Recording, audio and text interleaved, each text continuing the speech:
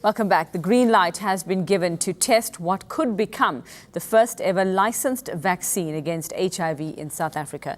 The trial is being funded by the National Institute of Allergy and Infectious Diseases in the United States. It aims to establish if the vaccine is safe, tolerable and effective in preventing HIV in South African adults. Scientists are planning a major study of an experimental HIV vaccine in the country later this year. Let's talk about it some more now. We're joined by Erica Lazarus from the Perinatal HIV Research Unit at Baragwanath Hospital via Skype. Erica, good morning and thanks for your time. Tell us what we know about this vaccine so far.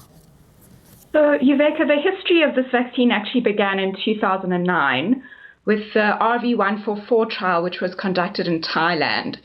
So that vaccine was created for the Thai population using the HIV strain, which is prevalent in Thailand, type B and E. And it was the first vaccine trial that actually showed efficacy or protection against HIV. What happened after that study is that scientists spent a lot of time trying to find out what exactly caused it to be protective. So what were the biomarkers for protection? And once they found that out, we were able to then move studies into South Africa and into other countries so that we were able to see, can we replicate those results? So a couple of years ago, we ran a study at 3 sites in South Africa testing that same vaccine regimen, the type B and E regimen in South African people. It was a small study, and the aim was simply to see whether the vaccine would be safe and whether we would have similar immune responses to that vaccine regimen in South Africans. And the answer to that was yes. We had a very similar safety profile, we had a very similar immune response, and we were able to say, well, now we can take it into the next step. So the next step was then to modify that vaccine so that it would be suitable for South Africa's HIV strain, which is type C. And we ran a study called HVTN 100, for which we've just gotten the preliminary results. And we've been able to see that even when we've modified this vaccine regimen for type C, we're still able to find a safe vaccine and one that elicits the same or better immune responses than in the Thai trial. And this has now given us the go-ahead to take this type C vaccine regimen into the next phase of testing, which is to see, does it work? Does it actually protect people against HIV? And that's what we're going to be starting later this year. Erica, so when and where and how will you be running these trials? We're hoping to start the study in the fourth quarter of 2016. The study will run in South Africa at 15 different sites across the country over all of the different provinces. And we'll be enrolling 5,400 participants into the study. Each participant will be on trial for about 3 years, and the study itself will run for just over 5.5 years. I'm not sure if you've gone as far as thinking about exactly when or how this will be used, depending on the outcome of your study. But just looking ahead, will this vaccine be incorporated into other vaccines that we give children from birth, perhaps? How will it be utilized in future? So I think the intention of this vaccine is not to immunize children because they're not really the population at risk. But it will probably move rather into the adolescent or young adult population first.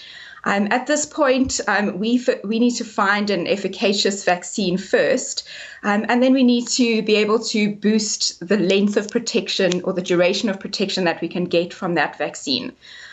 So, one step at a time. Ultimately, we're hoping that eventually we will have a vaccine that will protect people for a long period of time where they won't need to have as regular boosters. But, those studies are still a long way in the pipeline. We need to first make sure that this one works. And I'm sure you've been asked this question many times, Erica. Will this possibly not lead to irresponsible sexual behaviour in communities then? Yuveka, my personal belief is that people's decisions regarding behavior is not based on what medical protection is available to them. We all have our inherent situations and circumstances, and I don't think that this vaccine will affect the choices that people make. I think it will simply allow people to have the freedom and the how can I say this? The freedom to be able to live a life without judgment, without consequence, without stigma. And I think that this is just a wonderful blessing to South Africans. You know, most people don't go out to catch HIV. It just happens. And we really want to be able to protect those. That there would have to be regular testing that continues in the time that this vaccine is in use as well, that you would have to have your HIV test regardless of whether you're... Yes, of course. So this vaccine will not be 100% efficacious. Eventually, one day, hopefully, we will have a vaccine like measles where you give it once and you're protected for life.